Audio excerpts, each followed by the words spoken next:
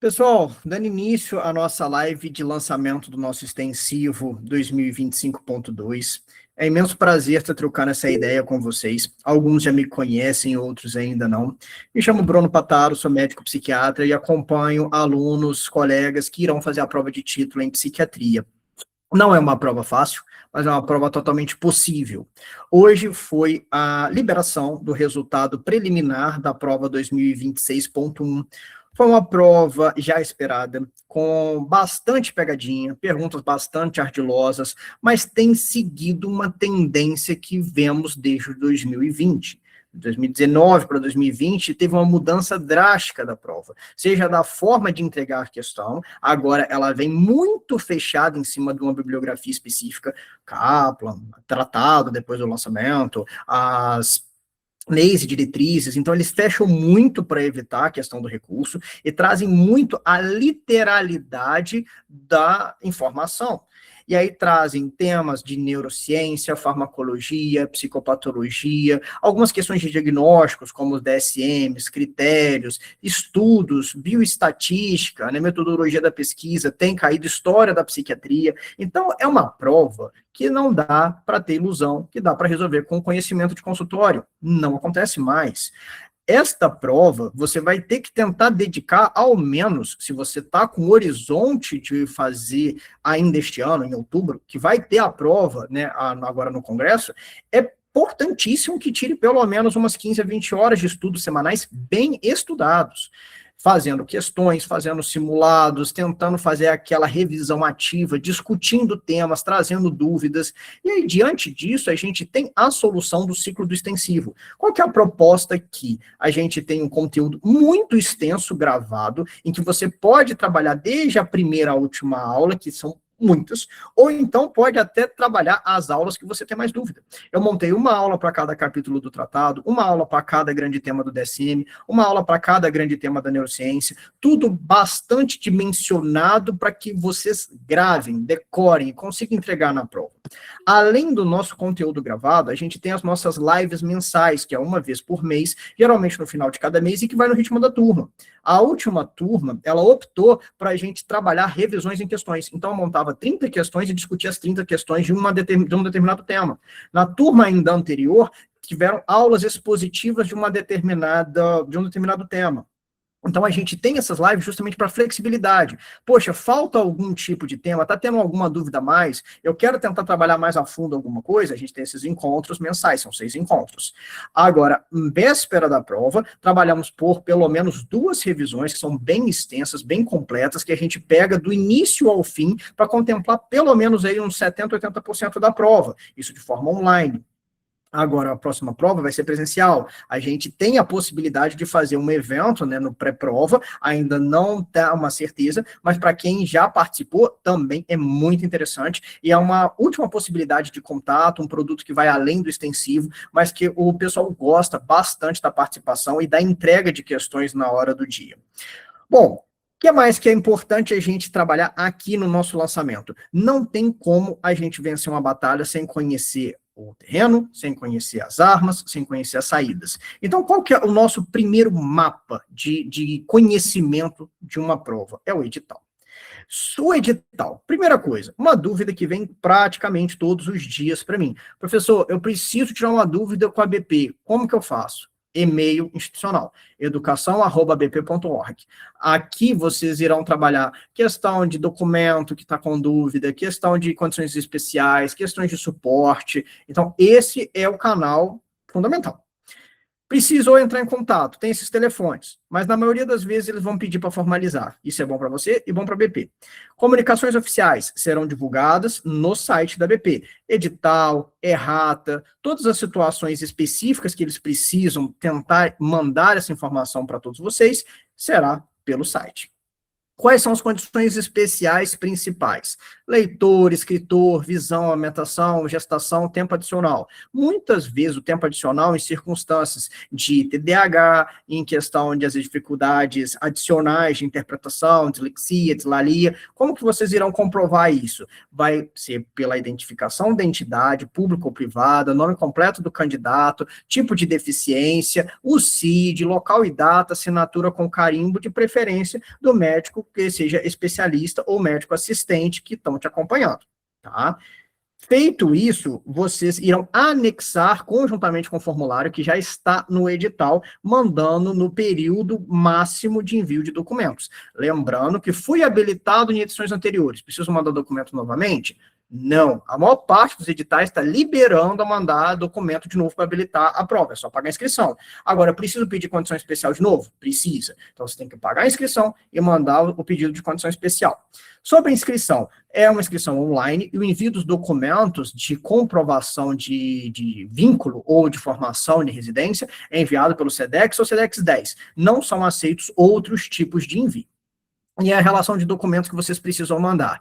Cópia autenticada do diploma de medicina, cópia autenticada do CRM, aquela carteirinha pequena ou a verdinha, eu até preferi mandar as duas, currículo conforme o anexo que vem no próprio edital, formulário, né, do anexo 7, se precisar de condições especiais, declaração confirma reconhecida da autenticidade dos documentos, e ainda certidão ético-profissional emitido pelo CRM, cumprimento de uma das 3 possibilidades abaixo. Lembrando que a BP ainda reserva o direito de pedir documentos e informações adicionais.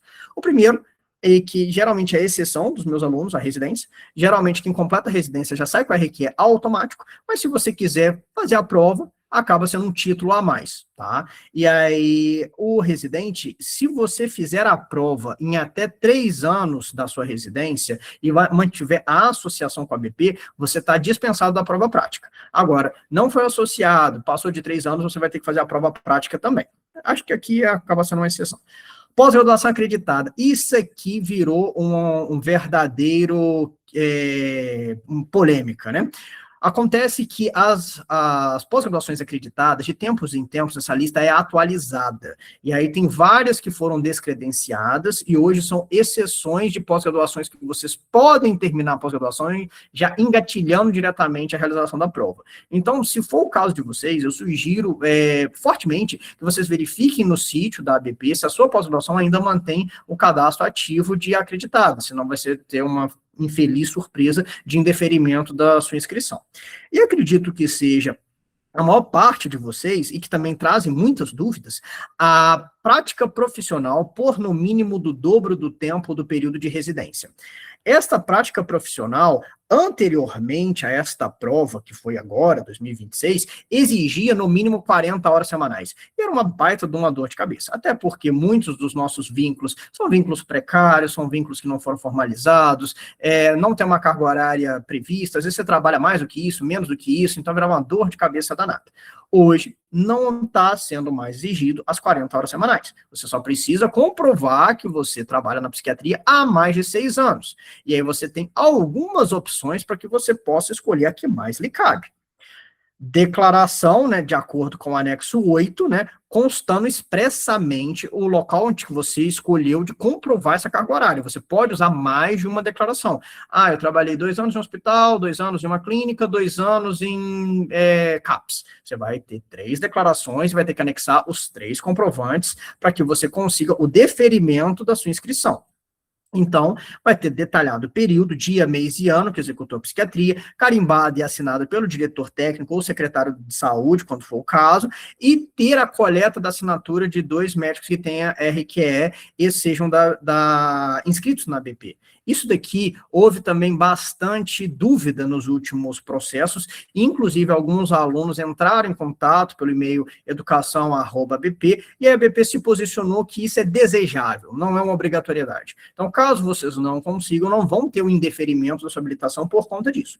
Agora, eu reforço, Poxa vida, cada dia que passa, o nosso grupo cresce, nossa comunidade tem vários ex-alunos que foram aprovados, então vocês podem pedir para alguns de nós que carimbem para vocês. Então a gente consegue, a partir da assinatura eletrônica, que agora já é aceito, a verbação, né, que a gente conhece vocês e que está apoiando, né, a prova de vocês. Isso daqui vem ainda com resquício daquela carta de indicação no passado, que já entrou em desuso já há um bom tempo. Então, assim, é totalmente possível conseguir essas assinaturas e hoje elas são opcionais. E aí, vamos lá. Se você atende em instituição particular, você não poderá fazer parte do contrato social. E aí, você, além de mandar o seu contrato, contra-cheque, olerite, ou CLT, vai ter que mandar o contrato social da constituição da empresa que você está trabalhando. Essa empresa, ela tem que estar regular, ela tem que estar registrada no CRM, ela tem que ter alvará da vigilância sanitária, ela tem que estar com o contrato dela averbado na junta comercial. Então, se atentem demais a isso, que vira e mexe, isso dá problema. Eu tive um aluno que quase teve a inscrição indeferida porque ele não teve o envio, né, de todas as alterações do contrato social da empresa que ele trabalhava. Ele só mandou a 5ª alteração. E aí, resultado, ele teve que puxar, né, no cartório todas as alterações para garantir que ele não foi sócio ou dono ou qualquer coisa da empresa. Se atendimento, né, nesse tipo de instituição, não pode esquecer que vocês têm que encaminhar o certificado de regularidade de pessoa jurídica e o alvará da vigilância sanitária, tá? E aí, das formas de comprovação do ente particular, né, ou também do ente público. Cópia autenticada do contrato de trabalho, assinado e datado, né, porque geralmente é o que o pessoal acaba fazendo com mais frequência, cópia dos RPAs de todos os meses que trabalhou na instituição, cópia do contra-cheque de todos os meses durante esse período. Se o seu CNES estiver organizado, é o mais fácil, é só tirar o CNES como um todo. Cópia autenticada do Diário Oficial da União ou do Diário Oficial, se você for servidor público. Cópia autenticada da certidão de tempo de serviço. Isso aqui era uma forma que o pessoal fazia as comprovações com muita frequência e hoje em dia tem dado muita dor de cabeça. Porque antigamente era só da autoridade competente, o secretário de saúde. Depois eles passaram a exigir também a assinatura do chefe do RH, além da autoridade. Aí depois eles passaram também a exigir o número de matrícula que o candidato que trabalha no ente público possui. Então, assim, cada dia que passa, eles estão apertando mais essa forma de comprovação. Então, atentem-se bastante qual que vai ser mais conveniente para vocês. Impedimentos.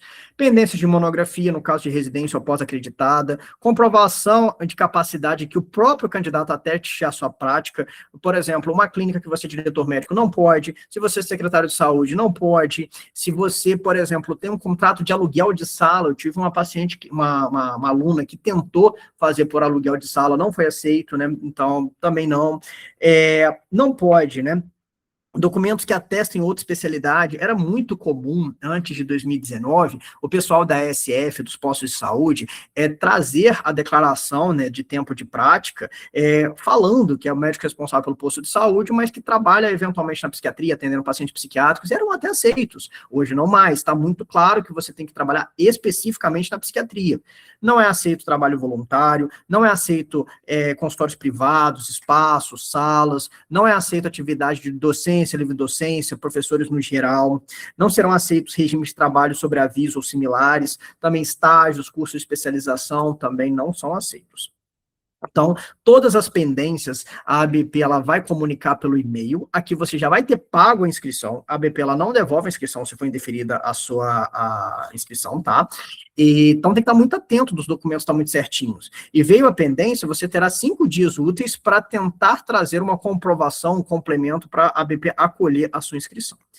Então, candidatos habilitados nas provas anteriores, até a presente data, está dispensado de ter que mandar documentos novamente. Então, isso já é um grande alívio. Então, até brinco que acaba sendo uma fase adicional para a prova, essa juntada de todos os documentos, essa tensão se a ABP vai aprovar, né, os meus documentos ou não.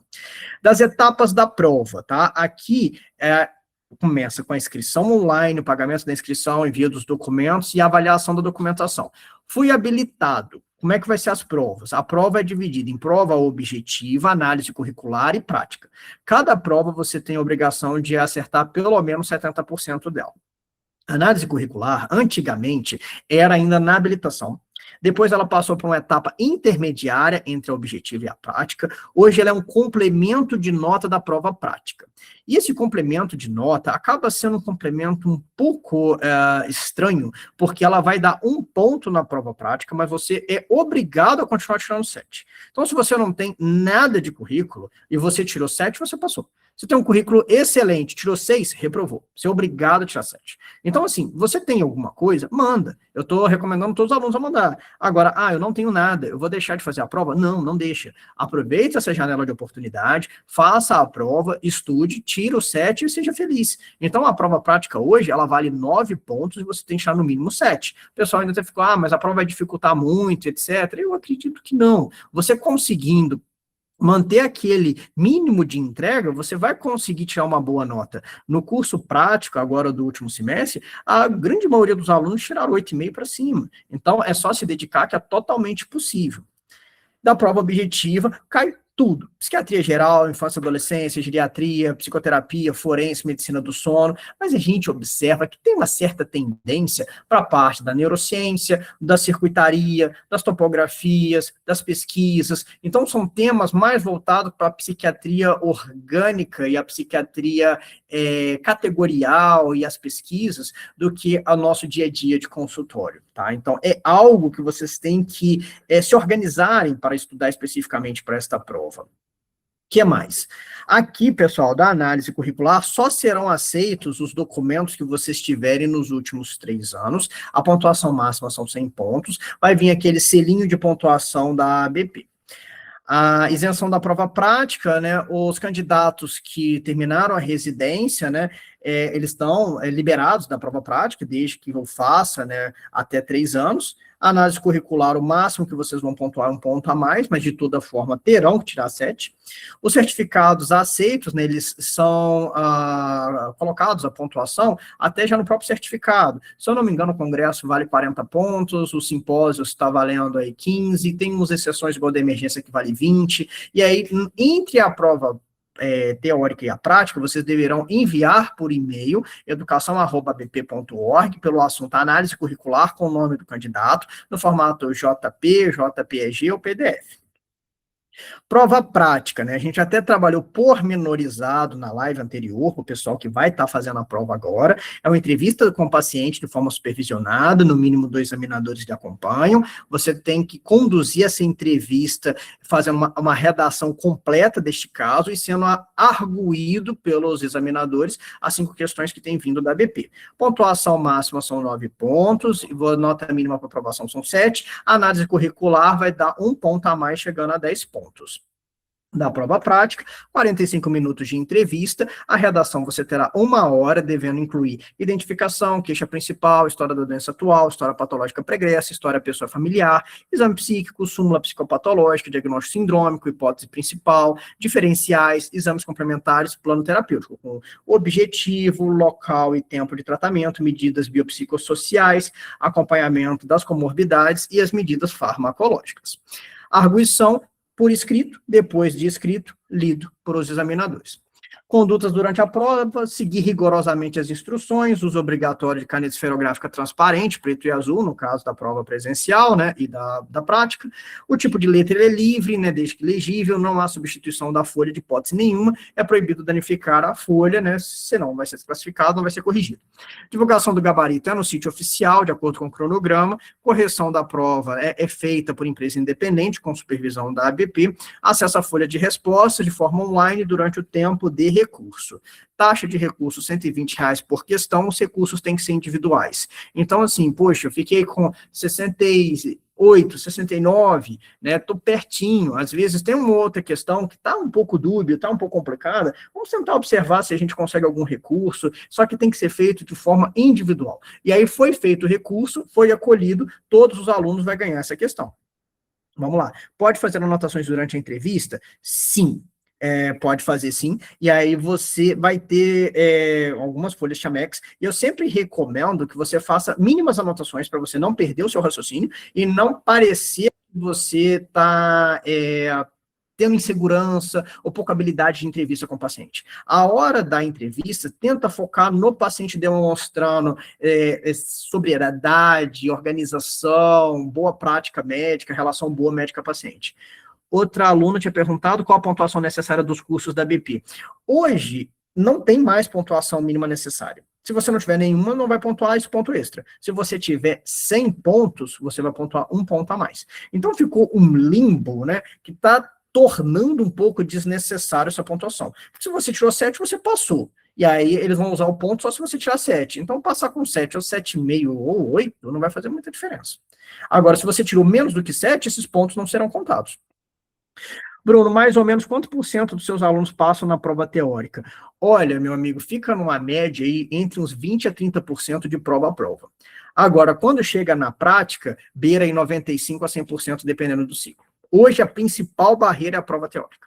Então, assim, fiquem muito atentos sobre isso. É uma prova que, sem estudar especificamente, é complicado. Estimamos, né, que o índice geral de aprovação deva beirar aí em torno de metade disso, uns 15% talvez, tá? Agora, com os preparatórios, seja comigo, seja com o concorrente, buscando informações da prova, as suas chances de passar dobram. Mas se você não estudar, não rola, não. E deste último ciclo, eu estou muito feliz, porque a gente está conseguindo uma aprovação muito grande. Preliminarmente, eu já vi 25 alunos que foram aprovados, que estava fazendo uma enquete, então estou imensamente feliz. E isso que ainda nem passou o ciclo de recursos. Bom, quantos pontos de curso? É no máximo 100 pontos. E você não tem que ter ponto nenhum agora. Desde esse último edital, tornou-se opcional. Então, você vai ter um ponto extra para a prova prática. Mas eles não te bloqueiam, por exemplo, para que você não faça a prova, né, seja prática ou teórica. Antigamente, se você não tivesse os pontos, você não fazia nem a teórica. Aí depois mudou, que era entre a teórica e a prática. E desde 2026.1, tornou opcional como um extra na prova prática. Eu acho que tem mais uma galerinha aqui querendo entrar. Estou liberando aqui. Bom, dando sequência, a prova prática, né? O candidato deverá escolher no formulário ainda de inscrição os locais, né? Cada local tem sua peculiaridade, mas numa média, né? A padronização da prova prática melhorou muito, que antigamente, né, os professores tinham uma liberalidade de escolher qualquer caso, trazer qualquer pergunta. Então, já teve provas, 2018, 2019, que o professor perguntava, às vezes até o aluno errar, 30 perguntas, 40 perguntas, então dava muita discrepância entre um local e outro. Agora, não. Lógico que assim, vai ter a diferença do estilo de paciente, da visão de mundo do examinador e etc., mas está um pouco mais padronizada. Então, eu acho que foi até bom. Agora, a prova teórica acabou aumentando muito a régua para detalhamento de questões relacionadas à parte biológica, pesquisa e critérios da parte da psiquiatria. E aí, voltando sobre a questão da prova prática, né, vai determinar o local da realização, não pode ser o local onde você formou, a ABP se reserva o direito de te mandar para outro lugar, se não tiver vaga suficiente, mas na média a ABP tenta respeitar suas escolhas, você vai escolher 3 opções de programas. O candidato receberá nota 0 se não atender o conteúdo avaliado, não haver texto, ter letra ilegível, utilizar o verso da folha para a continuação das respostas, grafar ou outro meio que determine, né, a identificação do paciente. É vetado realizar a prova em local que você fez, após graduação à residência, né, isso eu já até citei. Os aprovados deverão agendar a prova diretamente com o programa. O certificado de aprovação deverá ser entregue para a BP até a data limite da realização da prova prática. E aí, o candidato será submetido a essa arguição, 45 minutos de entrevista, 1 hora de anamnese completa e mais 45 minutos das perguntas. E aí, assim que você termina a prova prática, a maior parte dos serviços já entrega o seu certificado com aprovação ou não. Alguns serviços podem levar até 1 semana, colhendo a assinatura do diretor do serviço e mandam para vocês por e-mail. Atentem que vocês têm que mandar esse documento até a data limite que a BP coloca no edital. Agora, nosso próximo próximo ciclo vai até a data de dia 16/9, tá? Vocês têm que estar mandando esse diploma. O resultado final vai ser através do e-mail, e aí aqui vocês ainda terão que entrar em contato com a MB para a emissão do título. Vai ser pago mais uma taxa, os sócios da MB têm desconto, porque o que acontece? Quem dá a titulação dos médicos no Brasil, ou é a Associação Médica Brasileira, ou a Comissão Nacional de Residência Médica. E a AMB delega à ABP a realização da prova, do mesmo jeito delega para as outras associações a realização da prova. Você conseguiu a aprovação no concurso, beleza, está aprovado no concurso, mas você ainda não tem o seu título. Aí você vai ter que mandar essa aprovação no concurso para a MB emitir o seu título. E ainda vem, o título não é o RQE. Depois você vai ter que registrar esse título no CRM, tornando ele um número.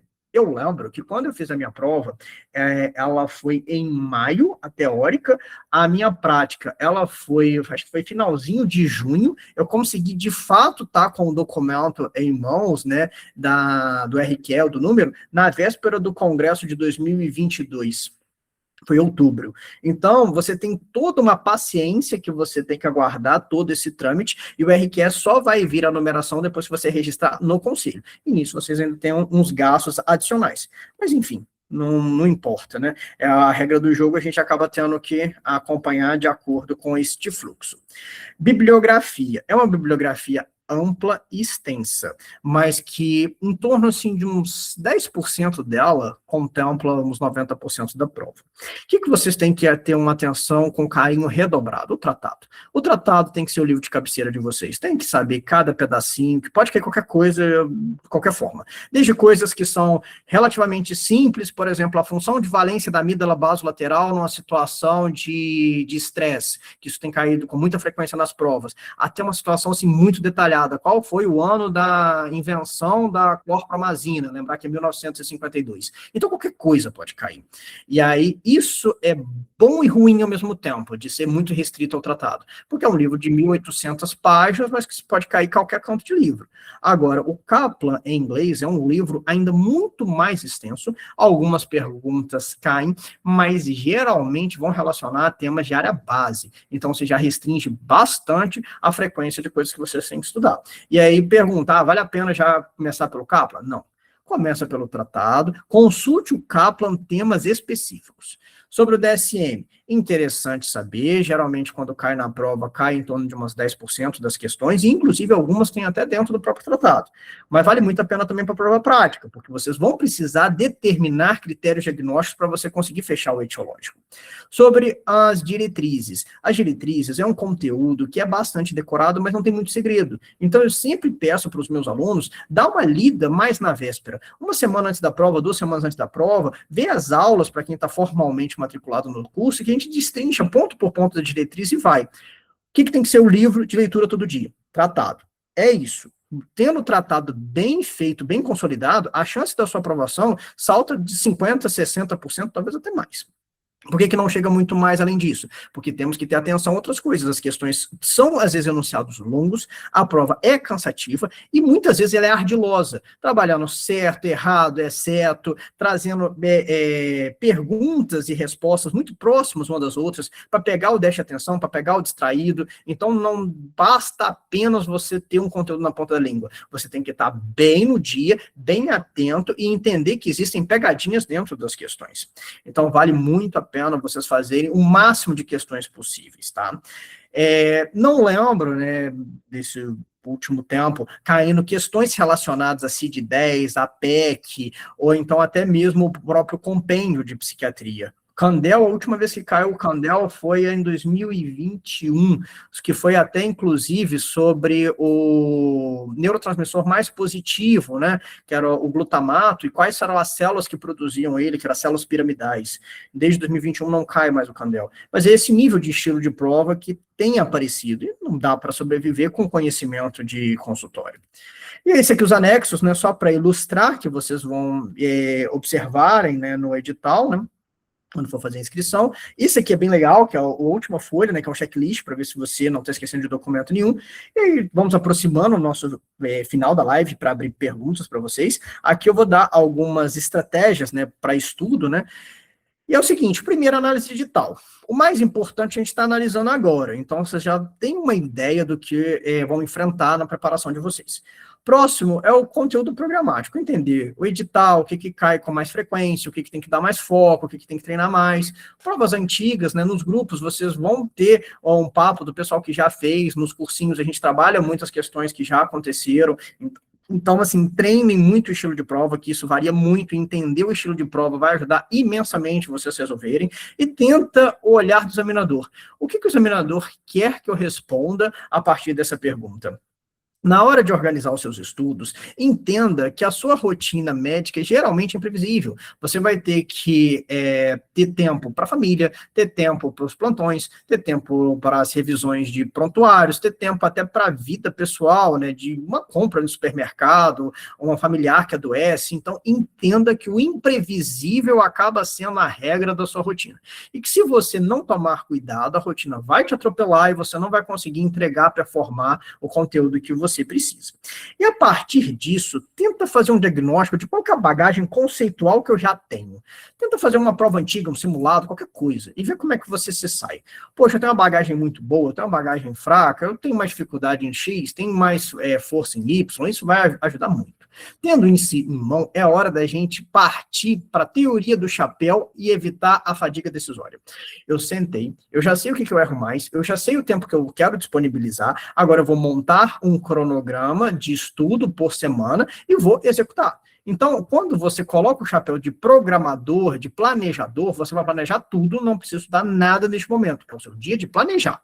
Do que você planejou, como se fosse uma ficha da academia, você vai executar aquilo sem olhar para trás nos próximos 15 dias, um mês, porque muitas vezes, quando a gente está com muito conteúdo para estudar, a gente não sabe nem por onde começar. Chegou do consultório exausto, daquele dia super cansativo, chegou do plantão exausto, se você parar para pensar, o que eu vou estudar hoje? Se você tiver que pensar do que você vai estudar hoje, você não vai estudar. Agora, quando você montou esse plano, você vai olhar, hoje é o dia de estudar neurociência, eu vou estudar 1 hora de neurociência, e é isso. E entenda também uma coisa, tentem montar ciclos de estudo em que vocês ultrapassem todo o conteúdo a cada 15 dias. Mesmo que você não estude toda a neurociência, digamos que você tem dificuldade, determinei 2 horas para neurociência, passou essas 2 horas, passa para o próximo tema. Vou estudar os transtornos do humor, eu já sei bem, vou estudar só 1 horinha, passou 1 hora, vou passar para farmacologia, sei menos, 2 horas. E assim vai, divida que esses ciclos não ultrapasse 2 semanas, porque você já está voltando e revisando aquilo que você começou. Porque, às vezes, você vai ficar tão imerso na neurociência, que é um mundo e é complexo, que vai chegar no dia da prova, o que você estudou além de neurociência? Nada. Aí vai chegar nas questões de neurociência altamente complexas, acerta tudo, mas era o quê? 30% da prova, 40% da prova, e não consegue o mínimo necessário. Então, tenha uma decisão única, simplifique, padronize, facilite, tenha uma rotina, mesmo que ela seja imprevisível, tenha um cronograma flexível. Eu vou estudar assim que eu chegar do consultório, mas, poxa, meu filho está com febre, passou mal, eu tinha um paciente mais complicado, não tô legal hoje, beleza, acontece. Compensa esse tempo de estudo acordando 1 hora mais cedo, tenta encaixar em outro momento, tenha essa flexibilidade, mas não deixe uma semana estourar sem o limite de horas que você colocou para você estudar. Você falou, vou estudar 20 horas por semana, é 20 horas, se virem, tenta ajustar em algum local, aperta aqui, aperta ali, mas não deixa uma semana estourar para outra. Tenta simplificar o conceito ao essencial. Se eu tivesse que explicar isso para uma criança de 5 anos, como que eu explicaria? Simplifique. Então, explique isso para alguém, veja se essa pessoa entende. Um colega, um paciente, um familiar, faça questões. E as que errou, faça de novo, em outro dia. A gente, no nosso curso, a gente trabalha muito com Anki, que aí você vai brincando com os flashcards e vai revisando, né, de acordo com o seu acerto. E os blocos de tempo, a minha sugestão, eu domino bem o conteúdo, 30 de estudo, só para você não esquecer. Eu tenho algum conhecimento, 1 hora. Eu estou começando a absorver umas 2 horas, até para evitar a fadiga. Dentro do possível, tenta intercalar um conteúdo já dominado com um conteúdo que você está absorvendo mais. Evita que o ciclo ultrapasse muito 24 horas, para que a sua conclusão seja no máximo em 2 semanas. Terminei o tempo, não terminei o conteúdo, passa para o próximo. O tempo de questão não vai contar em tempo de estudo. O tempo de estudo que eu digo aqui é o tempo de leitura, é o tempo de assistir aula, é o tempo de você estar ativamente absorvendo o conteúdo. Agora, o simulado é o momento em que você está colocando esse conteúdo para fora. Temas que são mais frequentes. Nos nossos estudos das últimas provas, neurociência, área básica, né, farmacologia, transtornos neurocognitivos, psicopatologia, leis e diretrizes. Temos observado um aumento significativo também de temas relacionados à genética, desde pleiotropia, seja os SIs, NIs, RNAs, situações de alterações de nucleotídeo únicos, enfim, tem caído muita coisa relacionada à genética. Genética e farmacologia, né, o HLT-A e HLT-B, né, relacionada à carbamazepina, entre muitos outros. Uma técnica, né, que acredito que vocês já devem ter ouvido falar, a técnica do Pomodoro, é bem legal, que você tenta estabelecer 25 minutos de atenção plena e 5 minutos de descanso. Poxa, eu já tenho uma atenção boa, eu consigo estudar um tempo maior. Às vezes faz um Pomodoro estendido, né, 50 minutos de atenção plena para 10 minutos de descanso. Tenta utilizar um temporizador, deixa celular, computador longe de vocês, né. Quando você tiver nesse tempo de intervalo, é para olhar para nada, é para fazer alguma coisa braçal, tipo lavar as louças que estão pendentes, às vezes tomar um café, mas tenta evitar estímulos, né? Evita pegar no celular, evita ficar pensando na questão. Tenta não distrair durante o seu tempo de estudo. Eu gosto muito do estudo ativo em perguntas de revisão. Eu terminei uma página de livro, uma aula, eu falo assim, ok, terminei. O que eu entendi disso? Como eu resumiria? Então, eu vou tentando trabalhar isso com gatilhos mentais, tópicos ou pequenos textos, pequenos textos. Jamais resumo. Porque às vezes você vai montar um resumo grande, você às vezes não vai nem voltar a ter tempo de lê-lo, e fica uma coisa extremamente maçante e que não vai ajudar a fixar o seu conteúdo. E dos tipos de revisão. Revisão passiva eu uso demais, é a que menos funciona, mas é que você consegue fazer por mais tempo sem se cansar muito. Deixa um áudio, vídeo no ambiente onde você está. Você não vai reter aquilo tudo. Mas às vezes uma palavra, às vezes uma frase, às vezes um conteúdo, aquilo te dá um insight. Eu, quando eu estava preparando, né, para a prova, para todo lugar que eu ia, eu estava de fone, que eu estava ouvindo a minha própria voz, uma aula que eu gravei, revisões em questões. Essa daqui eu adoro e que foi a base para minha aprovação em vários concursos que eu já fiz. OAB, CFC, RQE, entre outras. Muitas questões. O máximo de questões. Questões da banca, antigas, questões tipo da banca, questões de outros concursos. E aqui, pessoal, tenta fazer pelo menos uma vez por semana, ou então por mês, se não der, uma prova completa, porque 100 questões é cansativo. Às vezes você vai estar na 70, 80, você já está de saco cheio, você já está cansado, você já está errando por desatenção. E é melhor você treinar isso agora, que você está ainda com tempo em casa, do que na hora do dia você sentir que você perdeu uma questão por bobeira, porque estava cansado, porque estava desatento, por qualquer coisa. Tenta revisar os erros. Então, fiz esse simulado, a RX, YZ, vem em um segundo momento. Aquilo que você erra, aquilo fixa tanto que você às vezes nunca esquece. Revisão e ensino, essa eu também adoro. Na minha época de estudo, quando eu tinha mais tempo e mais energia, eu gravava aulas para mim mesmo, então até começou a gênese do curso por aí.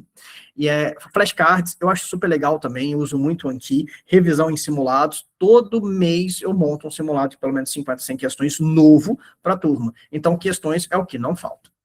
Sobre o curso, a previsão da prova está para outubro de 26, acreditamos que vai ser no dia 27 de outubro, dia anterior ao congresso, tá? Certeza, só depois do edital. Acreditamos que o edital deva sair uns 2, 3 meses, tá? O edital são uns 3 meses antes da prova. A atualização do curso vai até outubro de 26, em que a gente faz a discussão da prova. Tempo de acesso são 6 meses a partir do ato da compra, tá? Então, por exemplo, professor, eu não posso começar agora. Posso começar em julho? Pode. Vou ter mais tempo de acesso? Vai de julho até agosto, setembro, outubro, novembro, dezembro, janeiro. Só que as atualizações, elas terminarão no pós-prova, tá? As lives, elas são mensais ao vivo, mas ficam gravadas na plataforma. Todo mês a gente faz simulados originais, que também ficam na plataforma. Simulados antigos estão lá, são mais de 3 mil questões.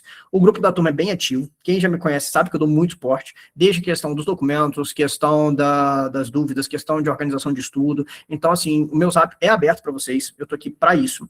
Revisão anual do pré-prova, a gente faz de forma online, 2 dias, tá? A gente experimentou a primeira vez de fazer um evento online de um dia, foi um sucesso, foi extremamente cansativo, mas o pessoal gostou pra caramba. Como a próxima prova vai ser presencial, eu tô pensando em costurar para fazer um evento presencial em São Paulo, ainda não é certeza, mas se acontecer, a gente vai divulgar em primeira mão para quem está fazendo o extensivo. E a gente, como sempre, tem condições especiais para ex-alunos que já fizeram um curso anterior comigo, né, um extensivo, ou então alguma revisão. Então a gente valoriza quem confia no nosso trabalho. Então, assim, já fui aluno do Bruno em alguma vez, você vai ter condição especial, tá? Você é aluno agora, mas eu vou fazer a prova daqui 1 ano, vale a pena? Com certeza, porque o conteúdo é muito extenso. E na hora da renovação, você também vai ter a condição de ex-aluno, que também vai pagar um valor mais em conta. Nosso cronograma estimado, tá? Vai ser uma aula de agora, junho, a primeira live, provavelmente dia 26.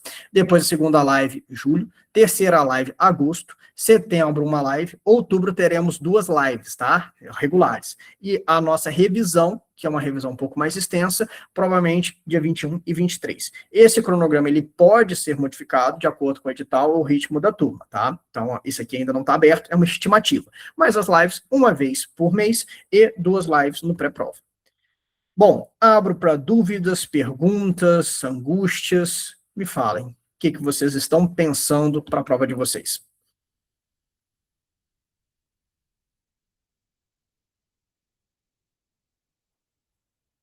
Sem dúvidas, Bruno, diga. boa noite. Eu tenho muita dificuldade, você falou aí da questão da organização e tudo mais, mas eu tenho dificuldade na questão do planejamento de por onde seguir, de por onde começar, sobre quais assuntos eu vou estudar. Eu sei que tem a questão de maior incidência e tudo mais, mas às vezes fica muito cansativo eu estudar todas aquelas aulas de farmacologia, que são gigantescas, depois estudar todas aquelas aulas de neurociência. Então, não sei se você pode me ajudar com isso. Com certeza. Vamos lá. Primeira coisa é tentar fazer um diagnóstico do que você já tem e do que você precisa adquirir. Beleza, vamos supor que você está mais ou menos homogêneo, está mais ou menos começando o seu estudo, e é um mundaréu de estudo.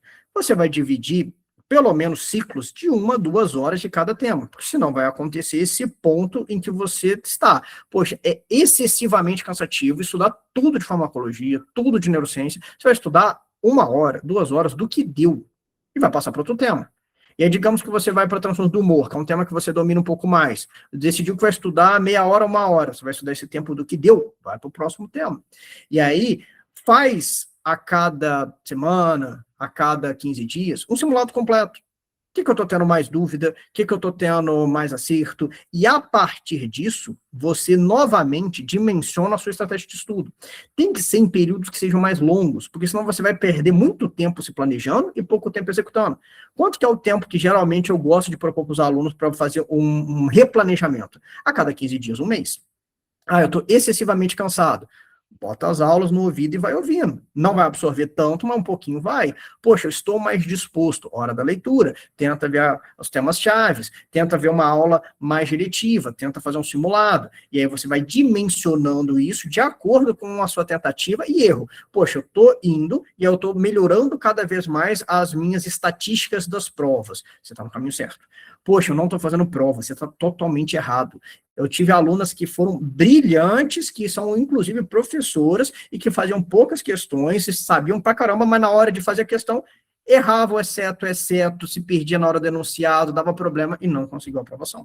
Então, por isso, eu digo, tem que fazer questão. Por isso que a gente trabalha tanto fazendo questões de simulado, desde as mais fáceis às mais complexas, para que vocês estejam sempre em contato, em leitura e resposta.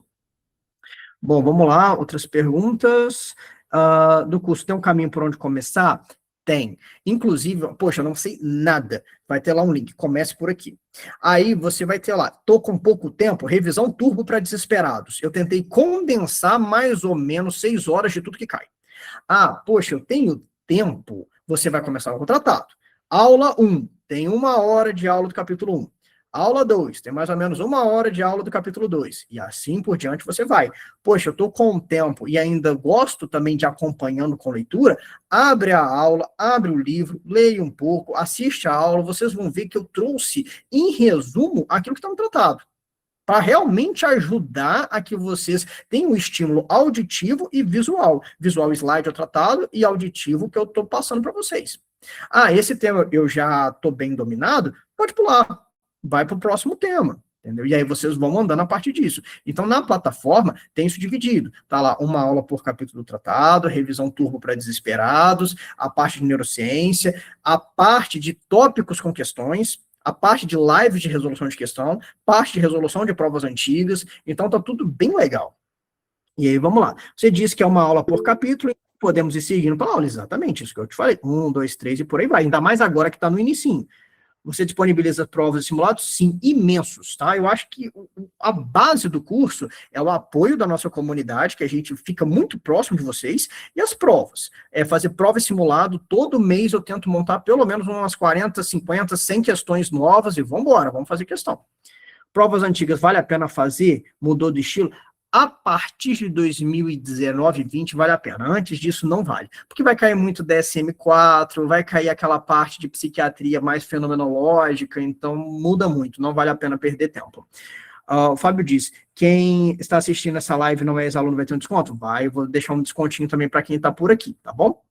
O desconto até o cupom, né, para que vocês já anotem, lançamento BP, vai aplicar 5%. Agora, quem foi ex-aluno, seja do extensivo ativo, ou seja, que já foi ex-aluno meu de qualquer curso, vai ter condição especial que eu vou mandar pelo WhatsApp. Sobre provas práticas, pode perguntar. A gente ainda tem um tempinho. Professor, boa noite. Boa noite. Estou aqui acompanhando. A dúvida é sobre a prova prática, para quem foi aprovado agora. Há alguma coisa a se fazer após o resultado que saiu hoje, ou a gente só tem que esperar? Qual que é o próximo passo?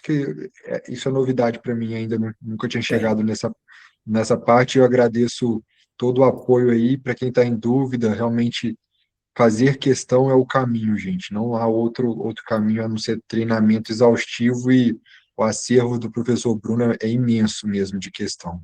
Obrigado. Túlio, seguinte, agora que você já conseguiu essa aprovação, primeiramente, parabéns, a gente sabe o que é suado, é difícil chegar neste ponto. Aí agora você vai abrir um prazo para lançar o que você tem dos cursos da ABP. Isso é algo que vai ser um pouco opcional, como eu até expliquei na live anterior, mas eu sugiro fortemente que você manda tudo que tiver. Poxa, eu fui num congresso, eu fui num simpósio, tem alguma coisa, manda. Feito isso, vai dar um delay mais ou menos de um mês entre a aprovação desses pontos e a indicação do local onde você vai fazer a prova. Neste meio de tempo, é a hora do seu estudo para a prática. Sugiro fortemente que nessas semanas você faça pelo menos 1, 2, 3 anamneses completas por semana em 3 folhas. Pegando aquele material que já está até na comunidade, que aí você vai ver o que tem que estar entregue nessas 3 folhas, tá? Pega, às vezes, um paciente do final do dia, se você for fazer o nosso curso prático, já vai ver nas lives que já aconteceram, se habilite o quanto antes para fazer o seu simulado, isso vai te ajudar imensamente. Eu quero ler alguma coisa, o que vale a pena de bibliografia para a prova prática? Vale a pena dar uma leitura no livro de farmacologia, não está na bibliografia, mas vai salvar a tua vida, Cordioli, porque é o muito objetivo, remédio X para Y, interação Z. Muito legal. Vale a pena, às vezes, poxa, tem alguma dúvida de algum termo de psicopatologia? Dá uma consultada no Xeniô, porque é o mesmo autor que fez o capítulo da psicopatologia do tratado, e acaba sendo um pouco melhor para um eventual recurso que você precisa. Mas isso é secundário. O mais importante agora é você realmente tentar simular a anamnese completa, para ver se a sua letra vai caber no espaço, se você vai bater no tempo esperado, se você está com diagnóstico sindrômico etiológico, entendeu? Que aí as dificuldades que você for observando, você vai consultar elas. Chegou no ponto em que você recebeu a sua indicação do local que você vai fazer a prova. Você vai ter que entrar em contato por você no meio em que eles te mandaram. É um e-mail, é um telefone, você vai se identificar. Olha, eu sou o Túlio, eu fui aprovado na primeira etapa da prova da BP, eu recebi o e-mail para entrar em contato com vocês, eu gostaria de saber qual que é o dia que eu poderia fazer a prova. Alguns serviços já vão te dar opções desde pronto, outros serviços vão falar que entraram em contato com você, e aí você vai aguardar novamente. Chegou o momento da tua prova. Tudo organizado, chegar com antecedência de pelo menos 1 hora lá, levar jaleco, levar rascunho de folha, chamex branco, uma prancheta, pelo menos umas 3 canetas, algum lanche, água, porque vai ficar um tempo grande lá no hospital, e manter calma. Tentar já tá tudo organizado na sua cabeça, o que você precisa perguntar, que 45 minutos passa imensamente rápido. 1 hora para organizar na amnésia passa imensamente rápido. Então você tem que já ter tentado se estimular e se organizar antes do seu treinamento em casa. Fechou que seja, vai receber o seu formulário de aprovação, ou então eles vão te pedir para aguardar até uma semana deles te mandam, você vai encaminhar esse formulário para a ABP. A ABP, no final do concurso, ela vai dar uma declaração de aprovado para você e vai notificar a MB que você foi aprovado. Aí, de novo, com você vai entrar em contato com a MB, vai pagar a taxa de emissão do certificado, solicita o certificado online, que ele te dá essa opção, então ele sai geralmente mais rápido, geralmente uns 30 dias. De municiado desse certificado online, você já pode entrar no seu conselho para você conseguir emitir seu RQE, completamos o concurso. Então, eu fiz questão de ser pormenorizado cada etapa de agora da prova prática até o final, para você concluir tudo que precisa. Tá bem, professor, obrigado. Show, por nada. Vamos lá, aqui, sobre o Walter. As questões vão ser baseadas pelo tratado da BP também? A grande maioria, tá? Agora, faço algumas questões do Kaplan, do Campbell, vai de acordo com o tema que a gente vai trabalhar, porque por mais que 70%, 80% da prova seja do tratado, vai que eles mudem. Então, eu tenho que ter uma garantia que vocês estudaram o conteúdo que vão além do tratado. Então, assim, a grande maioria é do tratado, mas a gente pode esbarrar com questões que são além do tratado. No caso do caminho agora, é prática por 6 anos ou residência, correto? Vi que não tem mais possibilidade. Tem alguns serviços credenciados, sim. O problema é a polêmica que está acontecendo, que muitos serviços foram descredenciados, serviços que, inclusive, eram ligados a federais, então está uma polêmica danada. E assim, hoje, formei medicina, é mais seguro você optar por ir para a residência ou pela prática do que às vezes você ir para a pós-acreditada. A pós-acreditada, ela tem um tempo de carga horária muito maior e a vantagem que você teria de fazer a prova mais rápida pode não ser aceita porque o serviço às vezes foi descredenciado. Então, tomar um cuidado redobrado com isso. Ainda existe esse caminho, mas ele está mais restrito. A Vanessa diz, tem indicação de alguma literatura para casos clínicos descritos com anamnese completa para termos de embasamento? Dentro do nosso curso prático tem. Inclusive, eu deixei algumas anamneses de modelo que eu fiz e que alguns alunos fizeram e gentilmente cederam para a gente, que eu deixei lá na plataforma de modelos para você. Tá? Agora, livros eu não conheço nenhum que teria uma anamnese completa nesse estilo para que você conseguisse ler e estudar. Mas assim, poxa, não vou fazer o curso agora, seja por questões pessoais ou financeiras, qualquer coisa, entre em contato comigo, eu tento mandar um ou outro modelo que eu tenha feito para você ter uma ideia. Tem também esse material que eu fiz as apresentações hoje, que já está disponibilizado nas nossas comunidades. Então, assim, precisou de material? Me avisa que dentro do que eu puder, eu encaminho. Agora, para quem puder fazer o curso, seja o teórico, seja o prático com a gente, será um imenso prazer e vai aumentar muito a chance de aprovação de vocês. Foi?